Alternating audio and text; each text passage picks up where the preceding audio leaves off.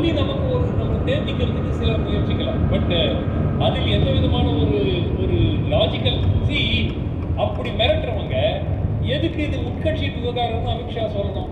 மிரட்டுறாங்க இல்ல, மிரட்டல் அடிப்படையில் தானே இந்த கூட்டணி ஃபார்ம் ஆயிருக்குன்னு சொல்றீங்க.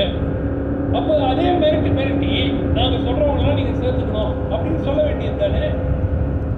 இந்த பக்கம் 2 டிமாண்ட், இந்த பக்கம் 2 டிமாண்ட், ரெண்டையும் பேலன்ஸ் பண்ணிருக்கலாம் இல்லையா? என்ன பேலன்ஸே கிடையாது. இது எடப்பாடி கேட்ட விஷயங்கள் 3. அதிமுக தலைமையில் தான் கூட்டணி இருக்கும், அவர்தான் அந்த கூட்டணியினுடைய தலைவராக இருப்பார். இவங்களை சேர்த்துக்காது அதிமுக எடுக்க வேண்டிய முடிவு. 3 கண்டிஷன். பாஜக 4வது முக்கியமான கண்டிஷன், அண்ணாமலையை தவிர வேற ஏதாவது ஒரு தலைவரை நீங்க நியமிச்சிருக்கீங்க. இதை விட என்ன கண்டிஷன் இருக்கு? இது எப்படி இவங்க மிரட்டி அவங்க செஞ்ச மாதிரி சொல்றது ரொம்ப இல்லாஜிக்கலா இருக்கு.